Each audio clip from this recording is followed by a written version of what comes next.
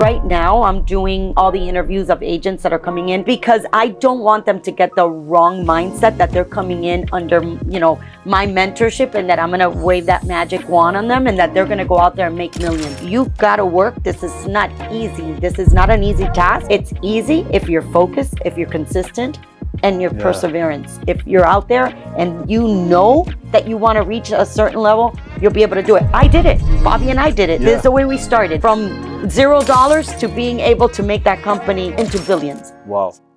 Welcome to a new episode of Flipping Miami. Today I have a very special guest. I'm in her office.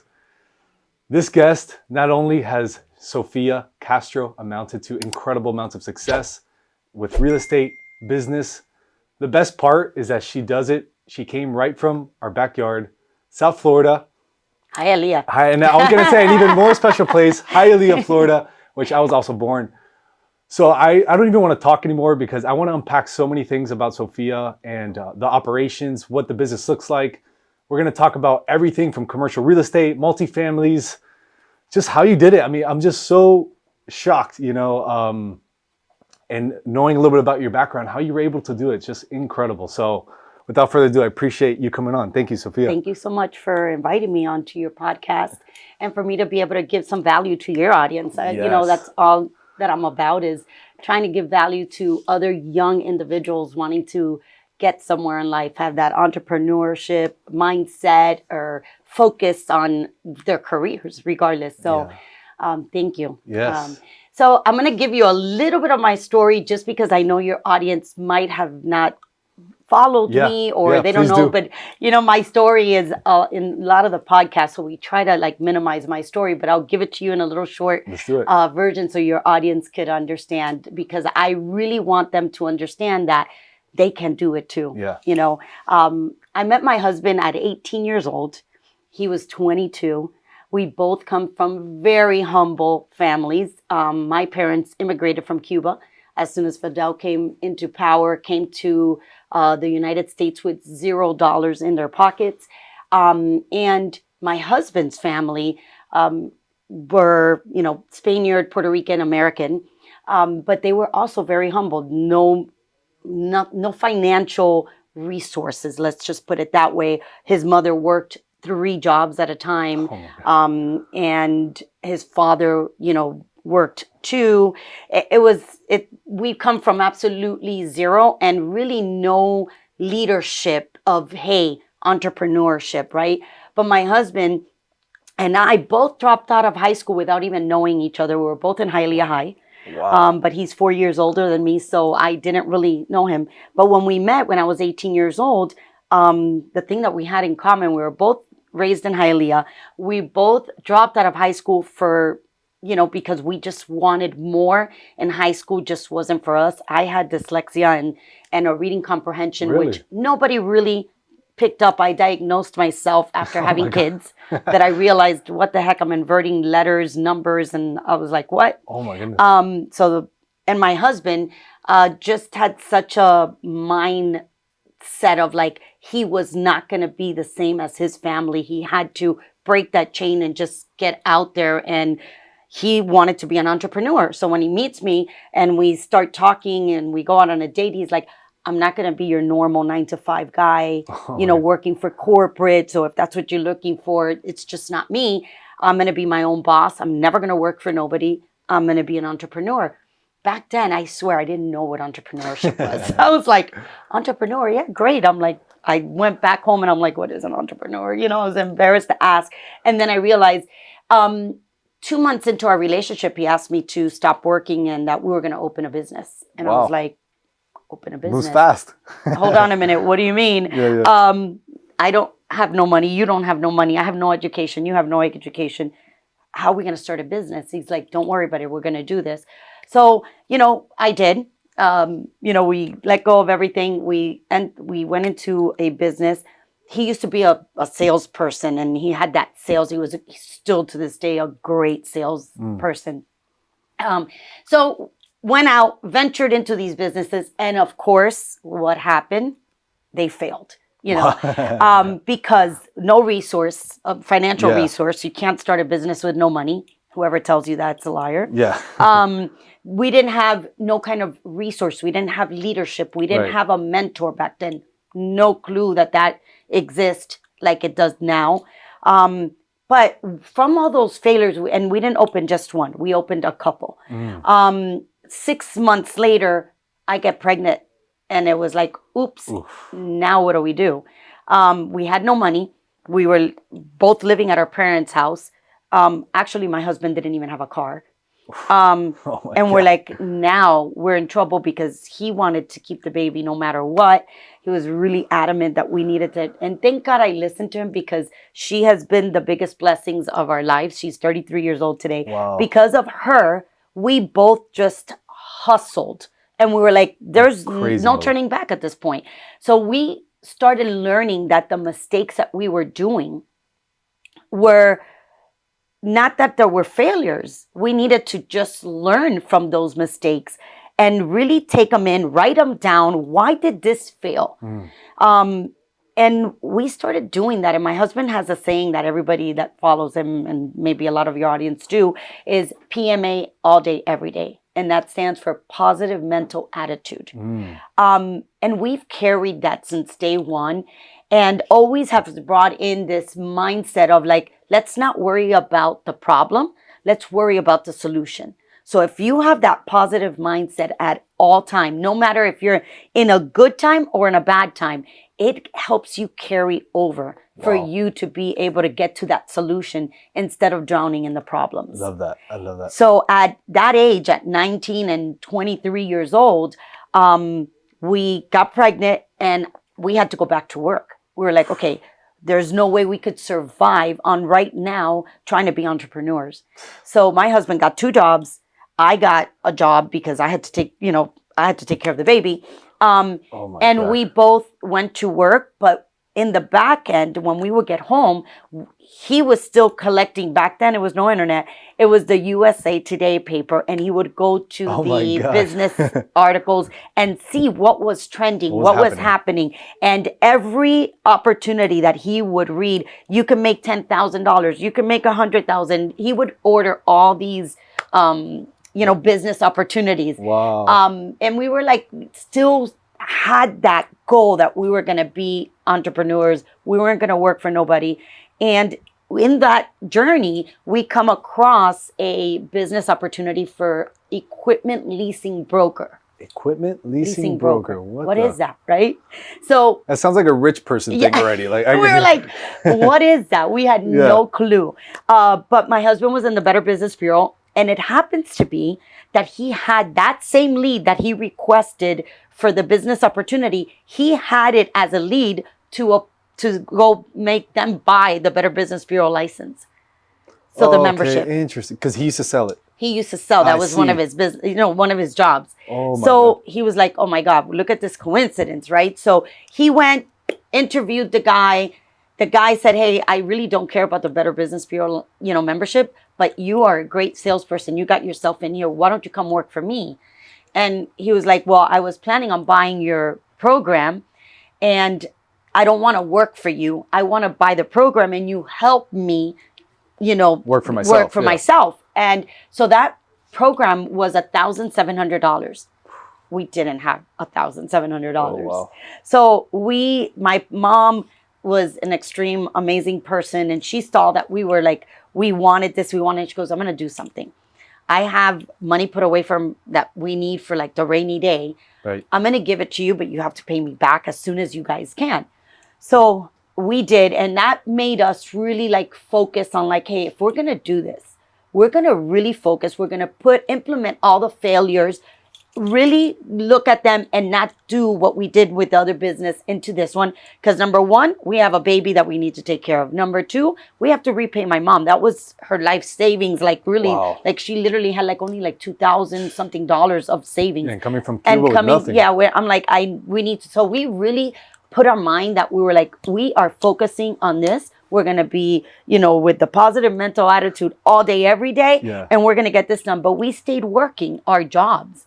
And so my husband at one point let go of one of the jobs, and he was a waiter at night at the Rusty Pelican in Miami. Oh, wow, okay.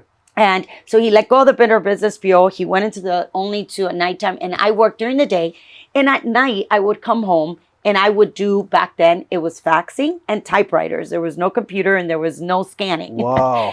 So I would do the things at night. Meanwhile, he was working. At the day, he would go do all the sales. And like that, we were juggling. Incredible. 2 jobs, the baby, wow, and trying to make this business work. So eventually, a year later, we were able to let go, both of us, of our jobs. Wow. And really focus on that business. And that business went for 20 something years that we went from being a broker to a lender to selling the business for $1 billion evaluation. Incredible. So, wow. So I'm giving you that short version. It wasn't easy. By no means, guys. No. It was not easy. It did not take us a year to get to that billion. It took us 25 years to be able to sell that business for that amount. So we really hustled. We were very focused. We had nothing else in our mind but persistence, consistency, and focusedness. There was just obsessed. Yeah, you were obsessed. Like, we were obsessed. And that's the only way that anybody... they ask me for my secret sauce or Bobby's secret sauce. We don't have one. What I could tell you is that we hustled and we were very focused and very determined, persistent, consistency. It was just that we had to let go of friends. We couldn't travel. Yeah. We didn't have the luxury of buying, extra little things that we want. No, our money, what came in, paid our bills and went back into the business to grow. And a lot of people don't want to do that sacrifice. Yeah.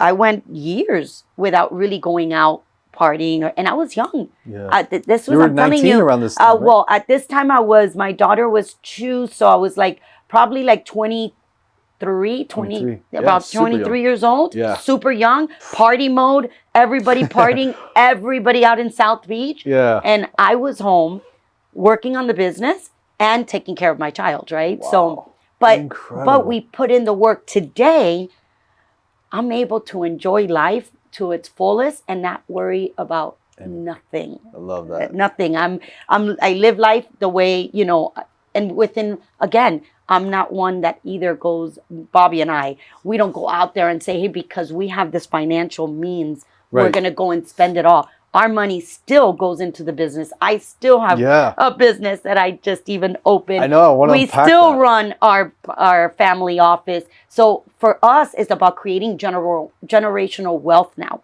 Yeah. Now we have a 100-year plan that we're creating for our 4, 5, 6 generations. We would love it for it to continue for the rest of the lifetime that our family's alive, that these generations continue, taking this that Bobby and I created and continue it to grow. Yeah, that must be such a cool conversation to have with him or your family, coming from nothing and then sitting in a room with, I imagine, attorneys or very smart people and saying, how can we keep this for the next 100 years? What an interesting dynamic. I bet you if you would have thought back then when you're 19, you'd be I would never have this conversation. So I was just going to tell you, this generational wealth just started creating when we sold the business almost 5 years now. When we sold that last piece of our business that we completely exited out, and Bobby and I just sat down in an awe. And I said, we've worked way too hard to say now we're done and let's just go spend it all. Right. It's not going to happen. It was too much work that we created, and the foundation and the whole journey. We weren't just going to throw it all away. So at that point, we completely sat down, Bobby and I, our children, and they were older at that point, and we said, this cannot be thrown away. This cannot be taken for granted. We've worked way too hard, and we're going to create something that is going to be meaningful and a legacy that our great-great-grandkids are going to say, wow. Yeah. Look at what my great-great-great-great-mother and father did for us. Wow. Well, if you need another child, I'm open for adoption. But we'll take you into But no, I mean, honestly, and I want to unpack the first business because I know you guys have a bunch of real estate. From what I researched, over 700 million, which is insane. And I know it's a lot of your money, your family office money, which belongs to you guys. So I want to unpack that a little bit after, because a lot of real estate followers. But the first business seems like it opened a lot of doors for you. Oh my God. 100%. What was the first sale? Because it seems you were commercially leasing equipment. So we were giving out loans to businesses to be able to purchase either equipment, working capital, acquisitions of businesses, anything to do with commercial loans. We didn't sell the equipment. Got it. We only provided them the financing for their business. So what was the first loan like? Do you remember who it was? How'd you guys find the lead? How'd you guys find the sale? Like, what was that So like? I don't remember the exact, but I could tell you Bobby was in charge of sales. So he was the one out there. He was just cold calling, just businesses. And he also reached out to vendors that sold these equipment and told them, hey, if your customer needs financing, I could provide that for them. So, but it was a small loan. You know, we got the worst of the worst because we were new. And of course they give us the worst credit, the worst business, the hardest loans. That's what we got at the beginning. And, you know, that's what made us understand the business really well. But it was probably only like a $40,000-$50,000 loan. Yeah. And so you guys were brokers. You guys would get the client. Brokers. There would be the leasing. There would be a loan amount of $50,000. Then you take it to some lenders and make a fee. Something like that, right? Exactly. We would just make a fee, not even, you know. And that went creating to where we started understanding the business really well. And I would say 5 to 8 years, I can't tell right now, I can't calculate it. We then met another business partner that was a banker, that he had the license to be able to deal money like from banks directly. And so you didn't have to broker to anybody else. We didn't have to broker. And we became then a lender. And that was in 2001 that we became a lender. From that point on, the business model completely changed. We went strictly into the medical field, and we started only financing doctors. Anybody, doctors, nurses, chiropractors, dentists, anything in the medical field. And why? Because in that time, the interest rates were really high. They were going extremely high. Banks started understanding how to get that business directly. So now we were competing with banks. Back when we first started, banks didn't have the sales, or they just didn't have wouldn't put the vision. They only wanted depository clients, right? Gotcha. So then they started understanding, wait a minute, these people are doing this, we could do it too. And they started only doing it with the big companies. So we then started seeing Bobby, being that entrepreneur mindset, started asking the clients, what is it that you're missing? Like right now, you could get your equipment leased by a bank, better rates. What are you missing? He goes, well, we're missing working capital. We need, and especially when we were talking to the doctors, because the doctors, the Medicaid or insurances take 2 to 3 months to pay them for the services that they did. So those 2 to 3 months, they wouldn't have working capital to be able to implement into their business, whether was it for taxes, because believe it or not, that's one of the biggest, marketing, even bringing in a specialty to their office that they had to pay, employees or whatever. So Bobby was like, wait a minute. And then we met that banker partner, and we're like, this is going to be an amazing transition of where we could now make this business model a little different, and we could niche, and we could go in there, and it worked beautifully. Now again, remember what I told you, all the failures that we did when we did this business plan. We really sat down and looked at it. What could be the failure to this business? What is it going to break? Right? So we always go on the worst case scenario. So sitting down, and our business partner, we were 3 partners at that point, really masterminding before we went into that next level. But when we did, amazing. And again, it was not easy. Right. We had a big hurdle because in 2006, the world started falling apart all the way into 2010. Yeah. So we had a big hurdle, and we are new. Really, at this point, we were only like 5 years into the business. Wow. So that, even that era made us pivot a little bit on how we lend and so forth. So all these, again, it's not easy, but if you have that focusedness, perseverance, consistency. Nice. And when it comes to the operation, so you guys you're doing this, you figure out this new niche after a couple years. When did you go from startup, just you and Bobby, to start hiring employees to now, okay, we have to manage these people. Oh crap, we have payroll. Oh wow, we need money in the bank. Oh crap, we need to make sales to make this. Oh wait, we need marketing. Like, when did that start happening? That started happening really early. Okay. So at the very beginning, before we turned into a lender, we didn't have a lot of employees. We only probably had 10 employees. But at the very beginning, it was Bobby, myself, Bobby's brother that was a business partner, and his wife, us four. Oh wow. Doing everything for about probably 2 to 3 years. Wow. Then we started bringing in 1 or 2 employees. We ended up with like 10. And then once we went into that being a lender, that's when we started really switching to like, okay, now we need to hire and we need to bring in people that know what they're doing. We can't just hire our cousins and our brothers and, I'm sure you have enough family. We had all family. So now we needed to step that up. And now what does that mean? More money you have to pay those employees, right? So you're like, now we're like, wow, we have to now step back, reduce our income for what we were paying ourselves so that we could bring in employees that knew what they were doing, that, required more money to be paid. Yeah. And that's where I say that you have to be willing to not just grab all the money you make and just go out and throw it out. You gotta reinvest it in your business all the time. Till this day, we still reinvest into our business all the time because that's your number one focus. That's your number one priority is that business. If that business does not flourish and does not continue to scale, how are you going to be able to get more or do more or be able to say, I'm financially free, but because my business is so steady, making that foundation out of concrete instead of doing the foundation out of wood or sand. I like that.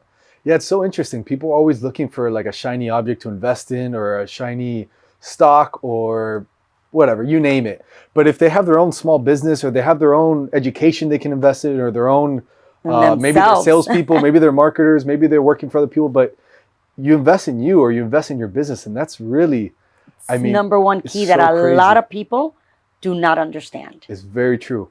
Because even if you do really well in investment and you make 15 or 20%, you can make 1,000% on your own business if you invest in the right employee, you invest in the right marketing or the right seminar. Exactly. You guys invested $1,700 on the... Yeah, I get this a lot because a lot of people that have businesses, they want to do real estate, right? And it happened to us. And everybody comes to me and Bobby and they're like, hey, I have, X amount of money and I want to invest in real estate. And the first question always out of Bobby's mouth usually is, what's your business? Oh, so-and-so. And why aren't you reinvesting into your business so you could scale? No, because I want real estate because real estate. No. You need to invest it back into your business. That is the one that's bringing you that cash flow. So that when you're completely financially free, then you invest in real estate. But people love to say, my business is making, I'm just going to say a number, $100,000 and I have $20,000 saved. I want to bring it into real estate. So why not increase your business so that you could have, instead of $20,000, you could have $500,000 saved. Exactly. That's so good. And I feel that, and we were just talking about this before we got on, got live, but the social media thing, I think, has a lot to do with that, unfortunately. Like we spoke about, there's a lot of good to it.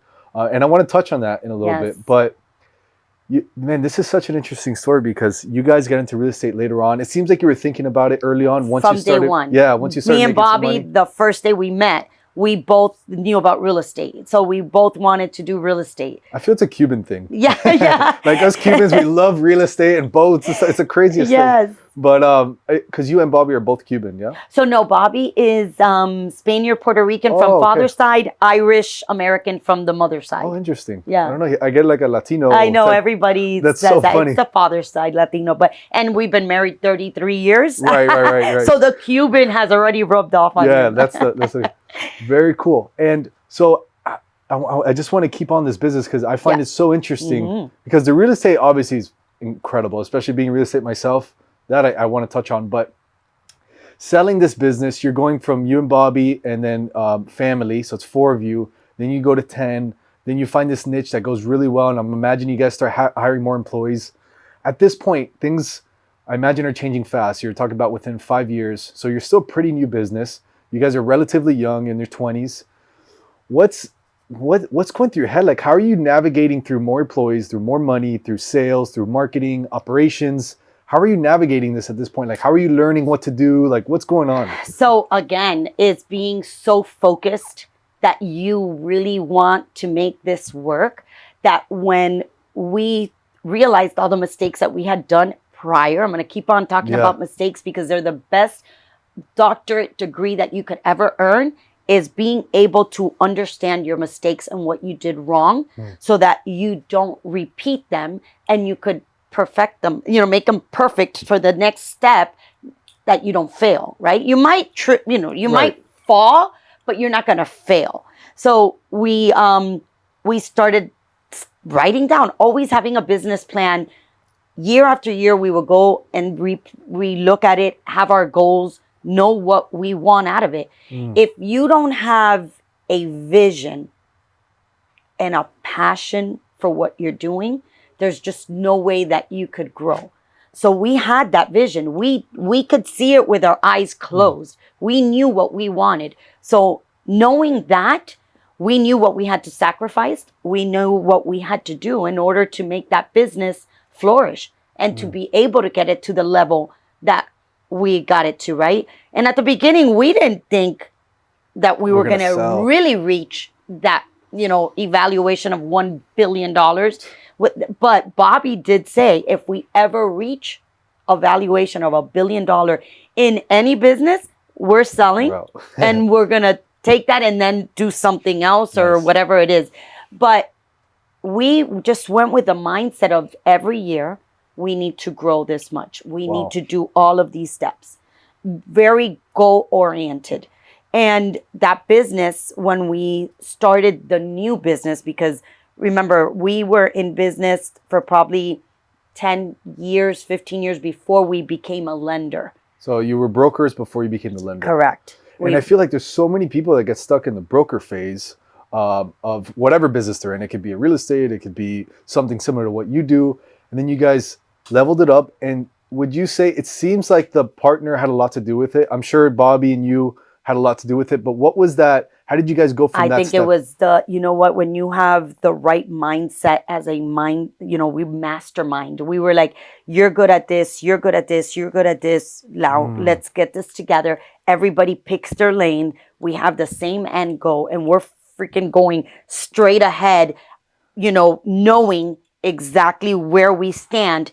It was just such a perfect partnership because we all understood, we all had the same vision, the same focus, the same persistenceness of like, we're going together. Let's going in the do right this. direction. The same And direction. nobody had an ego that you're this, oh no, you're better than me, I'm better than you. Nobody had that ego. For us, there was, hey, we're all the same. We're going to be in each lane. We're going to go shoulder to shoulder and we're going to go full force that way. Wow. Incredible. And if anybody falls, we're able to pick up. Let's go. We'll drag you. We'll do whatever. But we just had that mindset. There was just, we knew that we needed to get to a certain level. And that's all we had in mind. Just a quick interruption. This video is sponsored by Casa Finance. If you're looking to renovate a property, buy a property, and need money to buy this property, Casa Finance is the lender to go to. They'll lend you the renovation money. They'll lend you the money to buy a fix and flip home. They'll lend you the money to buy a rental. They do the DSCR loans, so you don't have to go through a bank. Any type of loan you need to buy your next investment property, Casa Finance will do it. Click the link below or in the show notes. Fill out the form to get approved today. Now back to the episode. It seems like you put a lot of importance on having very clear goals and vision.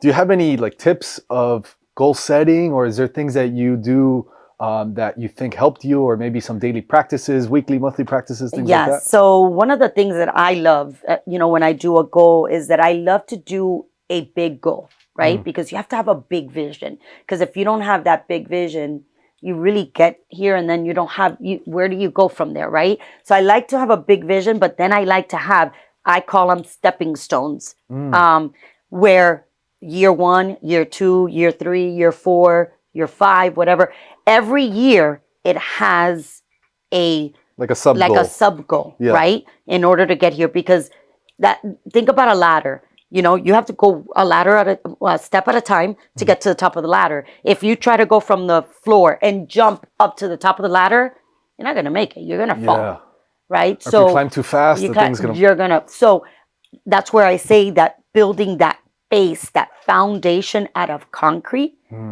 Anything you put on top of it, all you're going to do is just come to this level. You're not going to go onto the hole, because that foundation is so solid that you're able to get back up and go again. Yeah. So I like to go one stepping stone at a time. So every year I have a goal that's going to get me closer to my end goal. And if you do that, you're able to do everything right, because you also try to do it very fast and you miss levels, and that's where there's holes that you could fall, right? So doing anything fast is never good. Do you remember your first big goal when you were maybe like 18, 19, or where you first started doing this goal setting? Do you remember what it was? I imagine it's so different than what ended up, but so different. Do you remember? I'm just curious. So different. For me back then, it was buying a BMW. I'm There it gonna is. be That's the very goal. honest with you. Yeah. And it was so stupid, and we did it, and we lost it. Like No way. Yeah. It was one of those first businesses. When I first make my first I'm going to buy a BMW. When I make my first, I'm going to buy a Rolex. Those were our goals. Yeah. Instead of saying our goals are to make the business make $100,000 the first year, 500,000 the next year, $1 million the third year. That wasn't our goals. Our goals. This is where we had the wrong mindset, the wrong goal setting, and a lot of people I tell when they come to me about this, they love vision boards, right? I like vision boards too. They're great. They're not my favorite, but they're good for the ones that want it. But when you have a vision goal and all you see on that vision goals are yachts, planes, Rolex, that's what your vision goal is. That's what you're looking at. Yeah.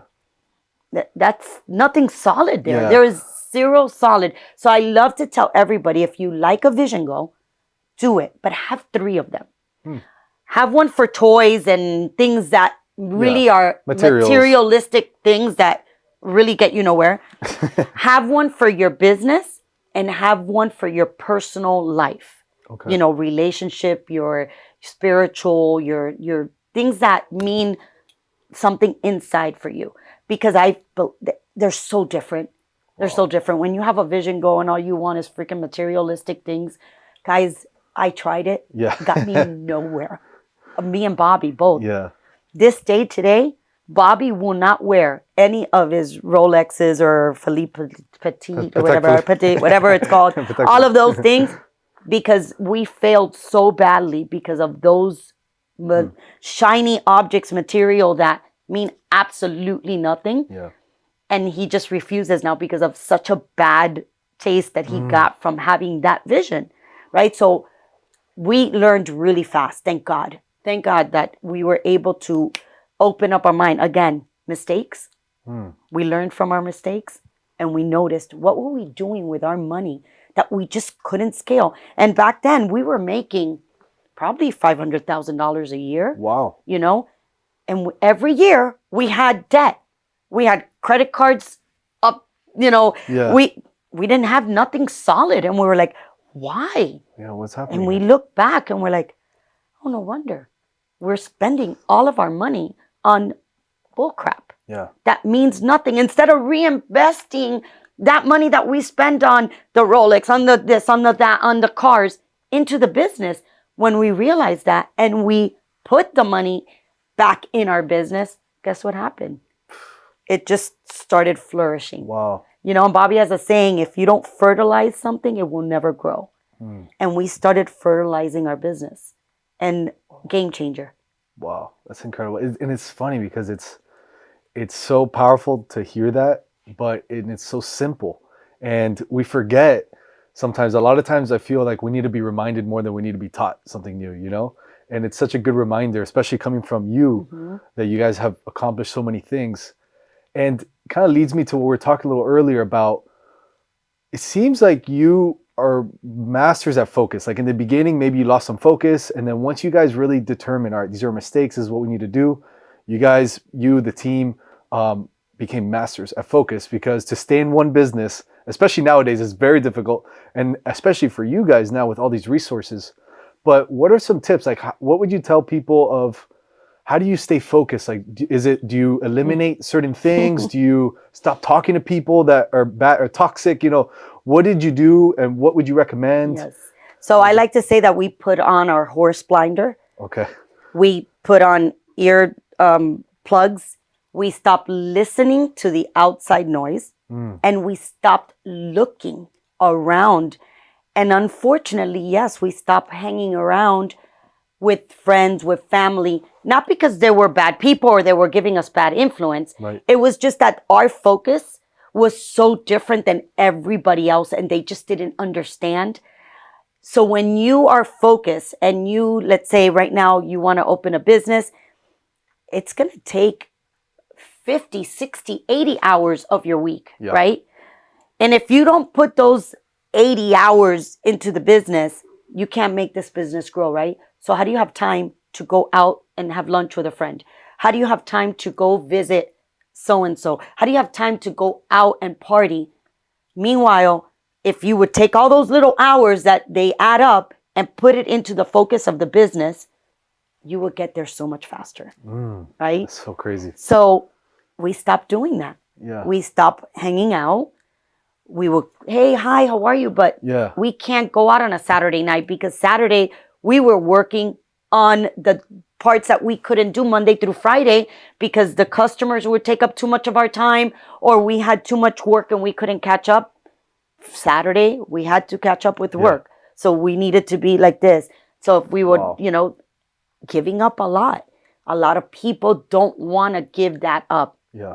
You know, and I understand because I am one that loves work-life balance. I love it, right? At that time, I had to let go of it. Today, I'm super balanced. Yeah. But I have the ability. You earned it. I earned it. Yeah. I'm no longer in a spot where I was before, but for 20-something years, I was. Wow. And Bobby, to this day, really doesn't know work-life balance. Right. He is all about making sure that our wealth continues to the next 20 generations. Wow. And he really doesn't care to, you know, be out there doing, yeah, of course we go out, we vacation, our kids or this, but he's more of that, still that person that's all about focusedness. Again, persistence and consistency is all you need. Yeah, so simple. It's like when you mentioned that, when people ask you what's the secret sauce, I mean, it's really just becoming obsessed, staying focused. It seems like the goals, I mean, incredible story in selling that company. What was that like when how many employees were there at the end? Like right when you guys sold, what did the business kind of look like? And was there a reason, or did someone approach you guys, or how did that work? So so when we exit, the company had about 680 employees. Wow. Today, that company has about 1,500 employees. Is it all South Florida business? No, it's South Florida and New York, but they work nationwide. Okay. So they're a very remote company. You have, you know, people working remotely everywhere. Wow. But the corporate offices are one in Fort Lauderdale and the other one is in Syracuse, New York. Wow, 680 When we employees. left, right now it's about 1,500 employees. But so you guys, when you were there, you were in charge of that many people. Of You course. had management teams. You had the whole thing. 100%. Yes. Yes. That's incredible. Yes, incredible. it was a very big company, and now it's even bigger. But and it continues. That company continues to. That's just so cool to see that, right? Yes. So what was that last day? Were you guys? It seemed like Bobby and you were ready once you got that number you were selling. What? I wasn't ready. Bobby was ready. Okay. it was just something that the business started doing so well, and we had sold a portion of it to a bank. Okay. So now the bank was a partners of ours, and we were getting approached constantly. People wanting, big hedge funds wanting to buy the company, and we just started really looking into it and getting the company evaluated. And the company got evaluated at $1.7 billion. And like I said, Bobby's a very goal-oriented person. Yeah. And like I told you years before, he had said if the company ever gets evaluated at $1 billion, I'll sell my part because I'll be ready to do something else. And when that happened, he said, I want to. And I was like, please, no, I love this business. Oh, really? I was, very involved in the business, loved it. The business still had such a big runway to go. But we were at that point, we were also had a very big real estate portfolio already on our own, not with our business partners. Right. Bobby, I, and my kids. And he was like, you know what, if we get this money and we put it into our family office and invest it into our passion, which was real estate, multifamily apartments, we could do just as well as we are here, but we have full control of us. We don't have to worry about the business, the employees. We're going to be able to manage us. So, when we sat down and me and him really went back and forth, and I was like, okay, I understand. Yeah. I get where this is going, and really our real estate passion was and we were doing amazing in our real estate portfolio. So we were just as equal, with our finance company that we were in our real estate investment firm. Wow. So we did, and we, opted out, and we went straight from, the finance company straight into investing it all.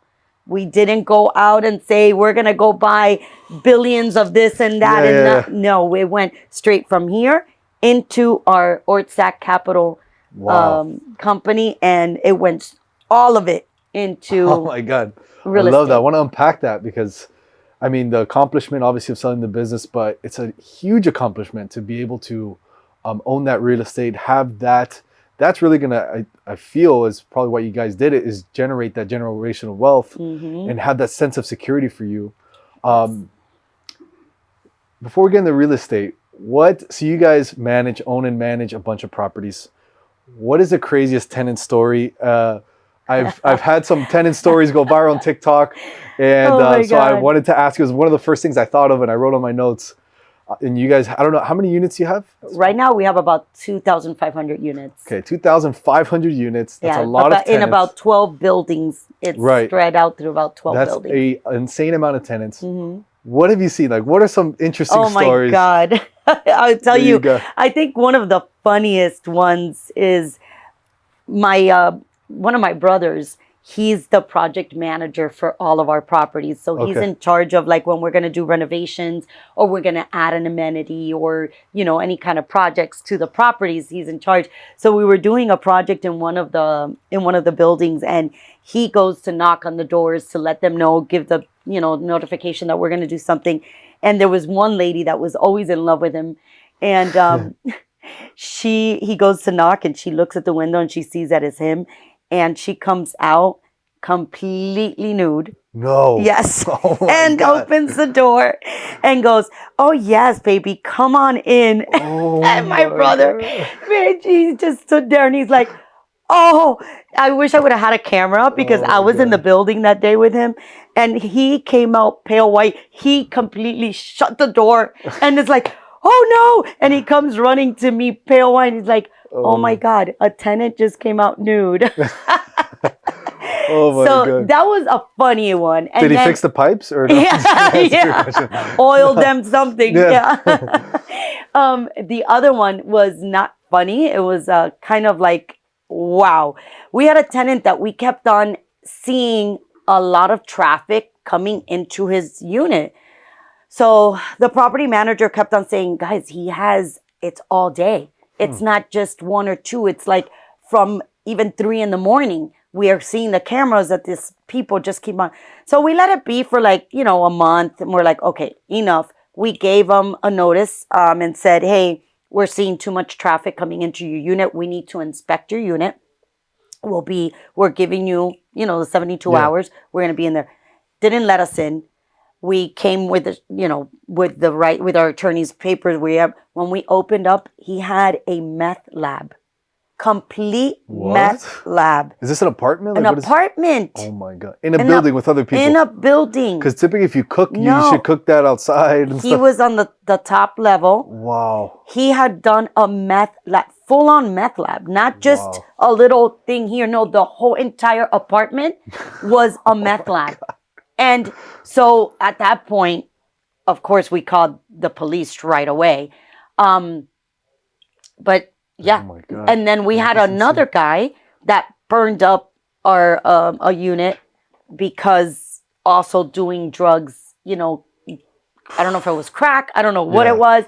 But yeah, and then we have, I could tell you probably have so many. When I tell you, we've been involved with multifamily rental apartments since 2011. Wow. So we have a lot of funny stories, not funny stories. Yeah. I can imagine. I mean, the fact that you know all this shows me that you're very involved. So we walked into the office, it's beautiful. We're one of your studios. You have another studio. You have a bunch of desks out there. What does the operation look like today?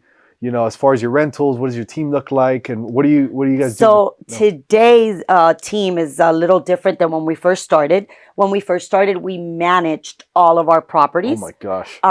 So we had a full management team.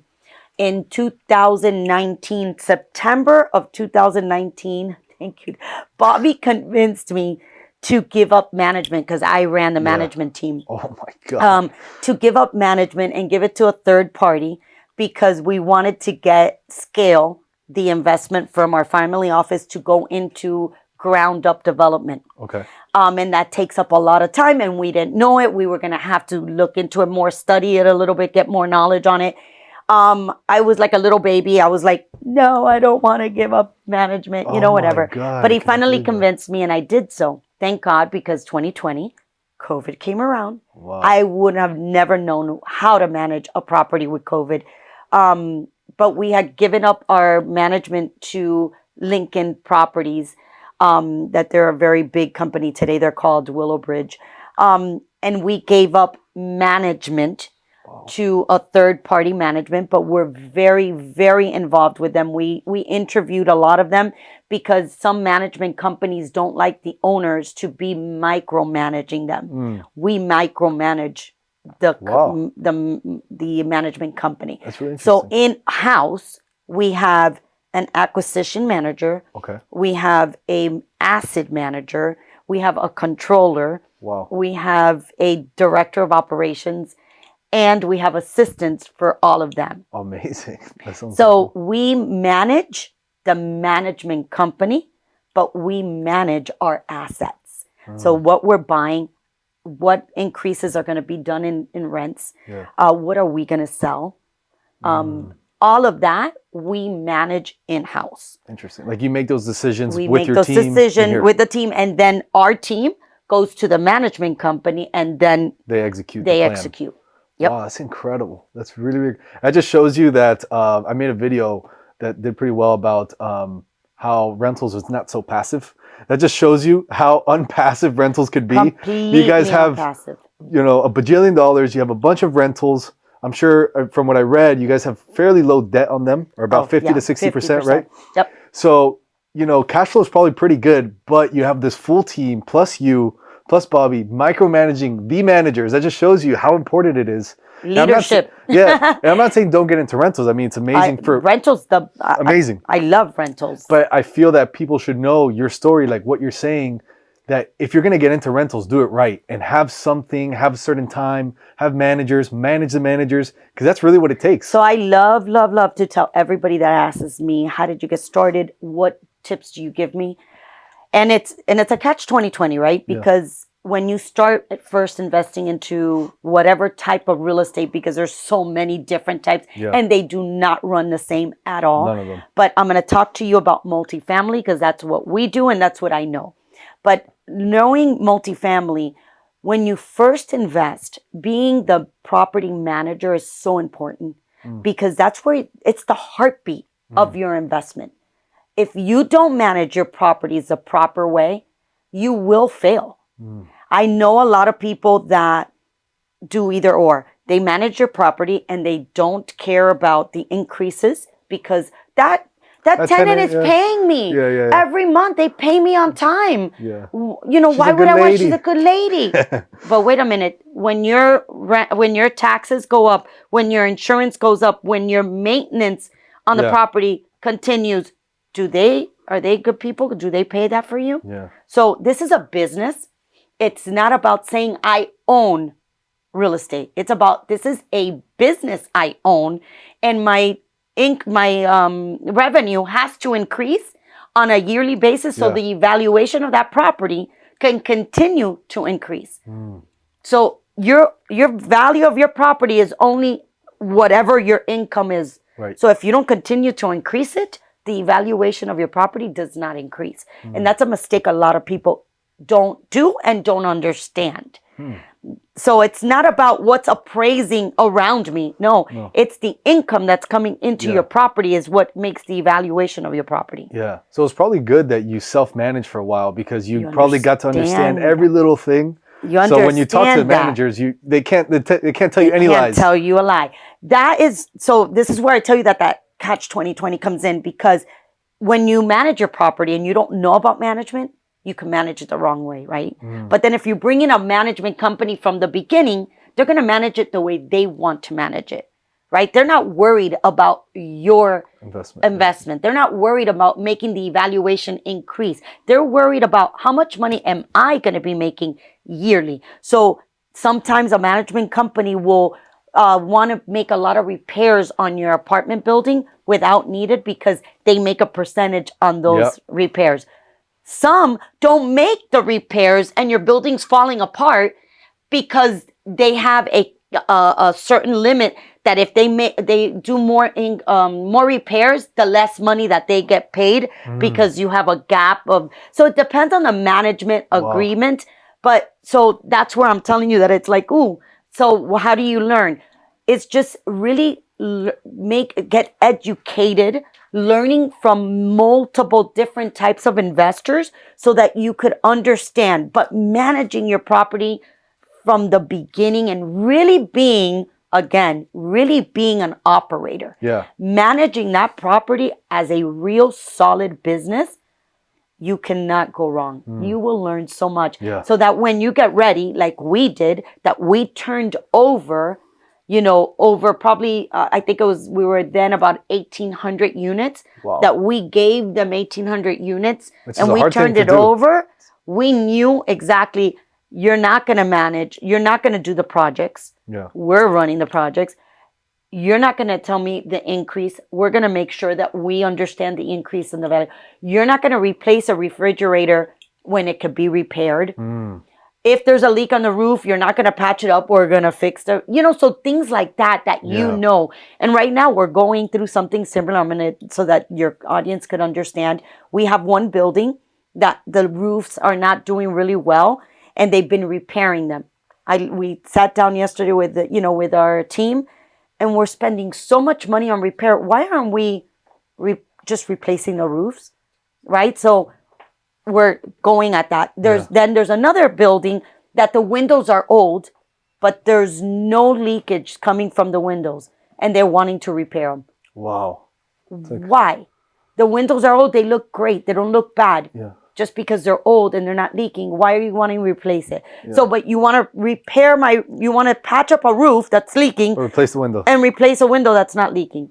Unless there's something with the window guy. Yeah. So you gotta be careful with all these little things, and you have to really sit down and evaluate. This is a business, guys. Yeah. Whenever you get into real estate investment, do not think I own this property. Oh my God, look, I own property. That doesn't make you anything. You gotta make sure that you run it as an actual business. No, that's really, really good advice that I don't think a lot of people talk about, but you can speak to it because not only have you done it, You're doing it now, and you guys do it at a very big level. So you understand it. You know, when somebody comes to you for advice for a single family home or a duplex, it's the same as if you're going to, I mean, obviously the asset class is different, but I'm talking about the operations, the management, the mindset of owning that real estate is the business. And some people get lost in the sauce of, oh, I need to get 10 rental properties to just own them and equity. It's like, yeah, but the equity doesn't increase. Costs. No, and there's a lot of hidden costs, number one, but there's also equity doesn't increase unless you're increasing. If you don't run the business the right way. Very, very true. So, and then another thing, whoever starts off, like when you start off with like small little units, which is the way you need to start. I started off with townhouses, one townhouse at a time. I didn't buy buildings at the beginning. Hialeah. And Hialeah, okay. My favorite. I love Hialeah. Another thing is that I tell a lot of people is do not tell the tenants that you're the owner. Yes. Do not say that. You are the property manager and you can't make decisions. You have to go back to the owner of the property. Don't register the properties under your name. Right, under you need an LLCs, and don't put the LLCs for you to be the name under your name. You know, people are smart. People are smart nowadays. Yes, internet. So you got to make sure that you do all that correctly. That's a different podcast altogether. I do talk about that in my. If you follow me, you could look that up because I've talked about how to do LLCs, but. Yeah, so don't ever tell somebody. Really good pro tip. That's a very, very good pro tip. Don't tell. I learned that from my father years ago. He said, no, never say you're the owner. Say the owner is some person in New York. Yes.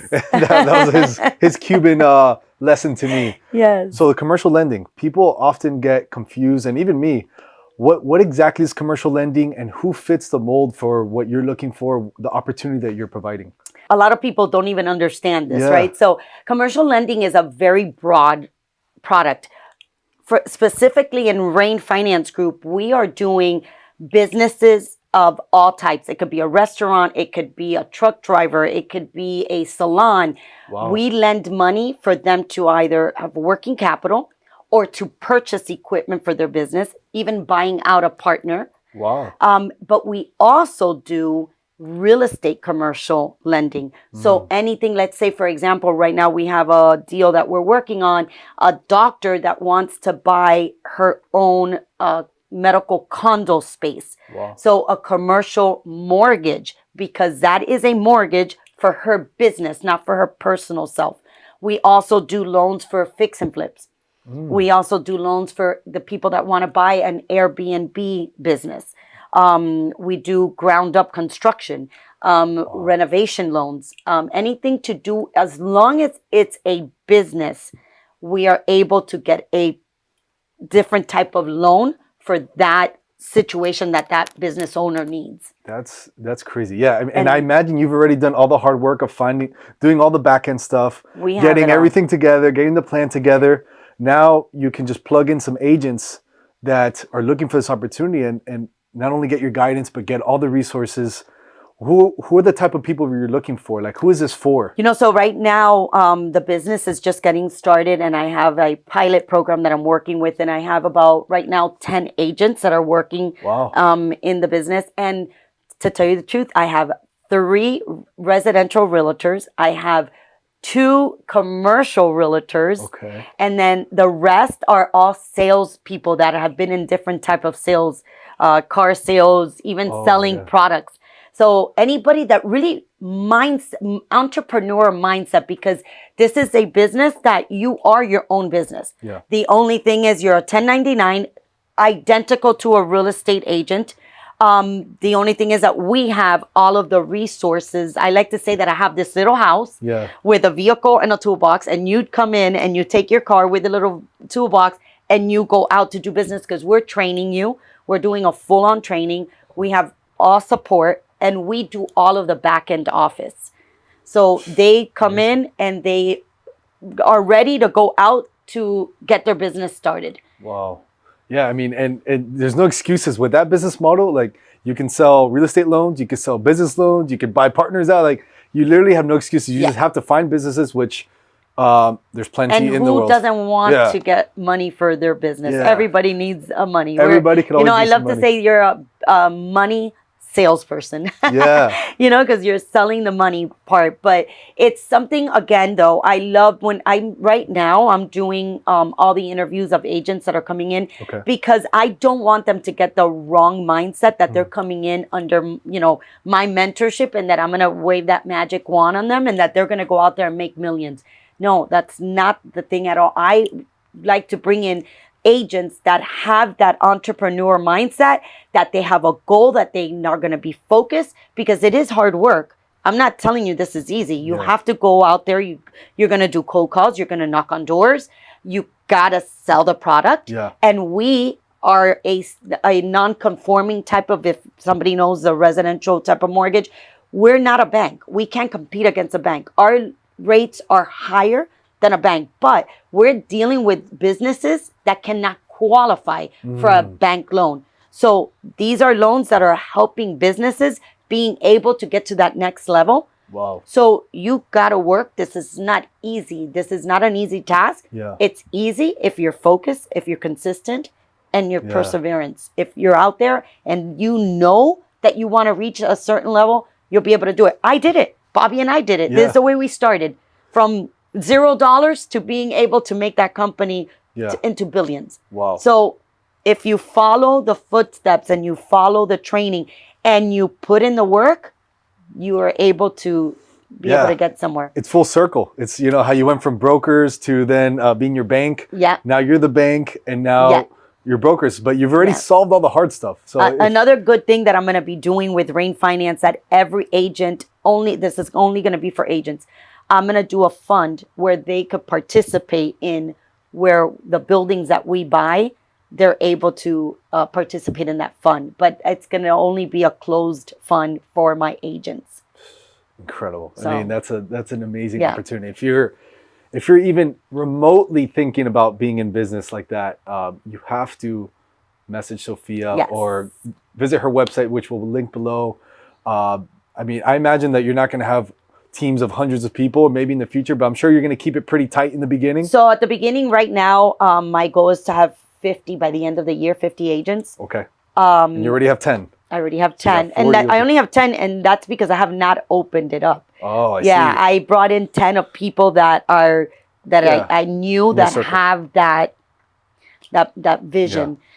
To be able to, as soon as I opened up, really bring it out to the market, I'm sure I'll have more. Yeah. So, but I'm taking it slow because I really want to make this, again, I don't want to fail at anything, or I don't want to do the things that when you do too fast, you automatically fall into a hole because you let go of that gap. Remember I told you that foundation has to be concrete, and then you have to go step by step. And that's where I'm at right now. Yeah, so. That must be a very exciting project for you. Yes, I'm super excited about it.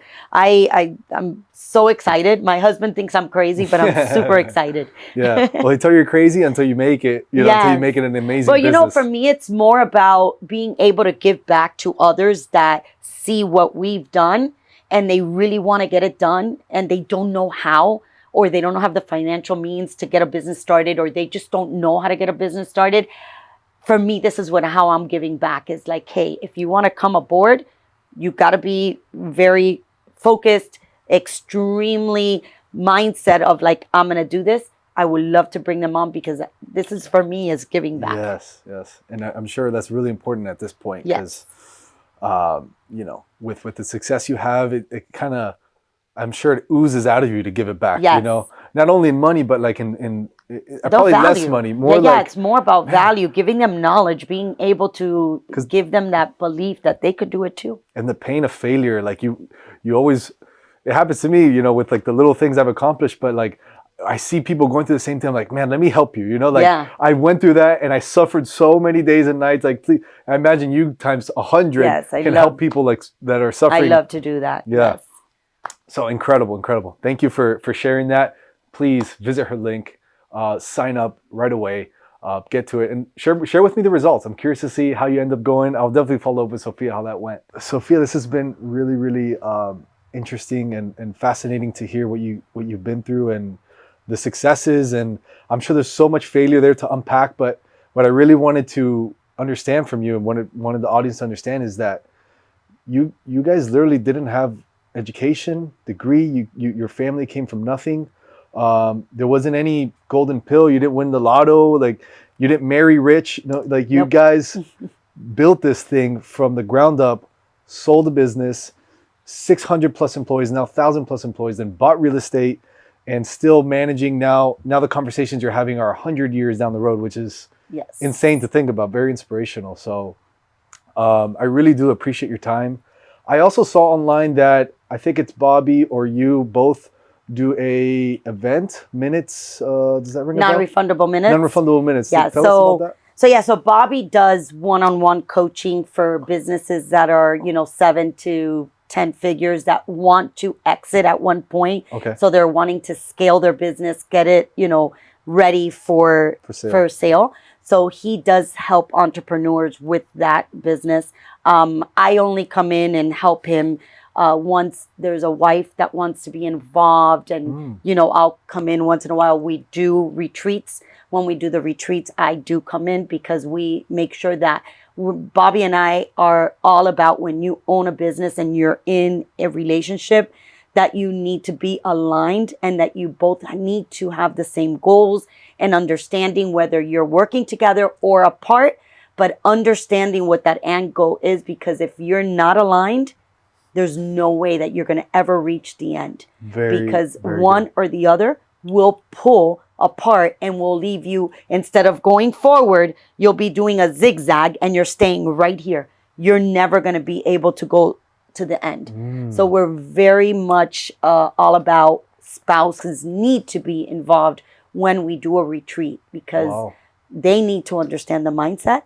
They have to understand the process. Each other. They have to understand each other, and they need to work together instead of being pulling apart. I picked that up in our conversation that you, a couple times you mentioned, oh, me and Bobby sat down, we reviewed this, we did this. It seems like both of you, and one of the stories that you said, like, oh, he convinced me or I convinced him. So it seems like there was a lot of back and forth. Like, you guys have a lot of respect for each other. We, again, learning from our mistakes. We, very at beginning, when you're that young, you think that you're the, hey, I'm the one that's doing this, or and it would break. It would break because you're also dealing with a very alpha Cuban girl, right? But no, I mean, we just learned that really, if you're in a life partnership, it's just like business. Business and your personal need to be ran just like an enterprise. So if we are in a relationship and we're wanting to do something, let's say, for example, you have a girlfriend or a wife, you want to create this empire, but she wants to be a stay-at-home mom, and she gets mad because you're doing things that are going to create nothing but beautiful ending for all of you, but she's mad because you're not home 8 hours a day, 10 hours a day, you're not helping me with the children, How can you be able to produce this empire if this person here is stopping you, pulling you back all the time, all the time?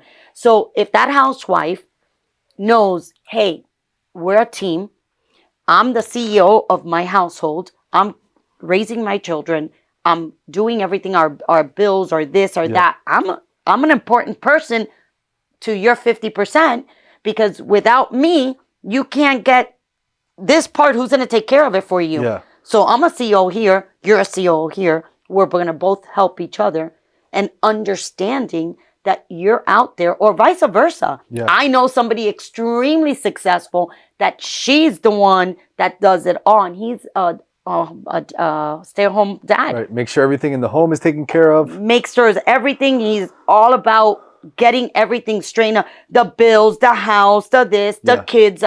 And it's okay either way. But as long as you are both understanding of your end goal, there's no pulling back, right? So it's very important for us. Me and Bobby, we talk about everything before we get anything done. We're sitting down at a table like a board. Really? We meet. Last night we were meeting till 9:30 at night because I want to do an investment that he's not really 100% into it. I brought the investment to the table. So we were discussing the investments, the pros, the cons. to then we could bring it to, because, we do have a family office. Right. Our kids are involved and everybody to bring the investment to the table. Wow. So we sit down about everything, That's so cool. Even right now talking about the things that need to get done on the buildings. Yeah. You guys have to sit and talk. We have to sit and talk. Yeah. That's so good. I mean, Warren Buffett said the biggest life decision is picking a partner, a life partner. So it seems like you didn't take that very lightly. Not lightly. I love Warren Buffett. But you know what? You also have to pick the right partner in business. Yeah. It runs the exact same way. And if you don't have that business partnership, and, I have 3 pillars that I talk about all the time is communication, compromising, romance / edifying. And if you use those 3 pillars for your personal life and your business, it's so easy to be able to create that highway that I'm talking about in each of you picking lanes.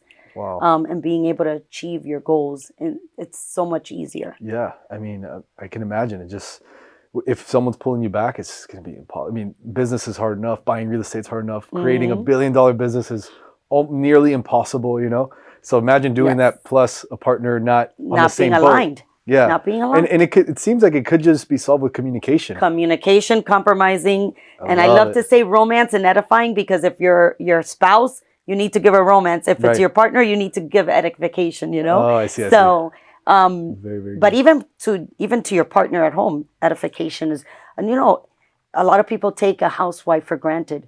I can't do that job. I think that job is amazing.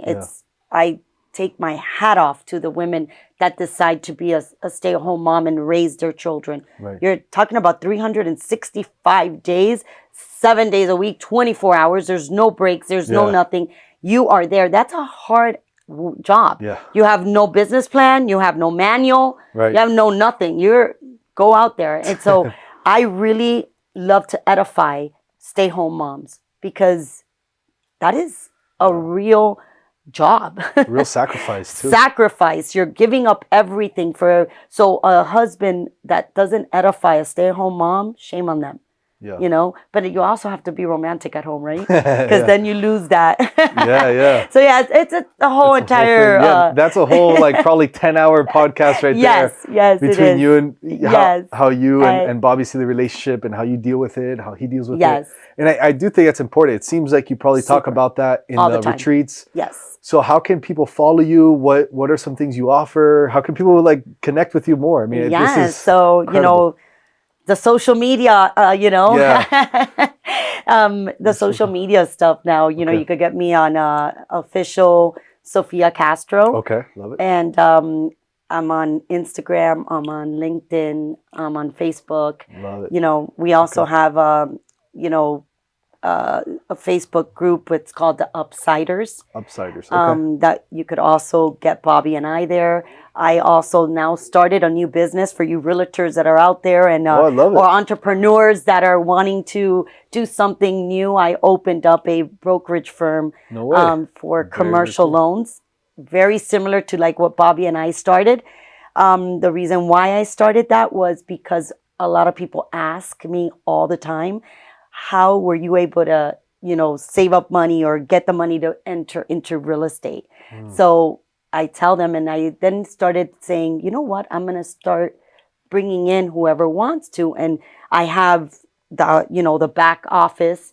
I'm able to give them the vehicle and a toolbox to be an entrepreneur, create their own business, but with my guidance of how to be able to do this. So that business is called Rain Finance Group. Rain Finance. Yeah, Group. and the social media on that one is not ready yet because I just started this business just recently. Wow. But I do have a website that they could go on and be able to get more information. Yeah, we can it. get all these links from your team and put it on the show notes and everything. I mean, that's an incredible opportunity. If someone's looking to get in, and not only can they make money, but be mentored by you and be involved in the commercial space, which they can eventually probably buy buildings and things like that. Yeah, it's not easy though. Easy, You have to put a lot of work. I just like to put that out there, but it's a great opportunity for those that have that entrepreneur mindset. It's a great opportunity. I mean, if any of you are listening and thinking of something like that, I mean, I suggest you get on early because I'm sure people are going to start subscribing and entering your brokerage really fast. So I imagine the newcomers are going to get some of your attention, and then 100%. you'll probably scale out of it and stuff. So Yes. yeah. So definitely, if you're on the fence, do it ASAP. We'll put all the links to the show notes, all the links below. Again, I really appreciate your time. This has been like a podcast / masterclass / relationship class. Your story is incredible. I mean, it's amazing what you guys have been able to accomplish and how you're still involved and know things about tenants and things like that. For me, is so cool because people online sometimes are like, yeah, you know, They think it's build a easy. business, be on a beach, and then it's not like that. And the fact that you have stories for even the smallest little details shows me that you're not like that. No. And that's why you guys are so freaking successful. Yes. Cool. So again, I appreciate you. Thank you Thank for you. watching. Make sure to subscribe, like the channel, and I'll see you guys on the next one.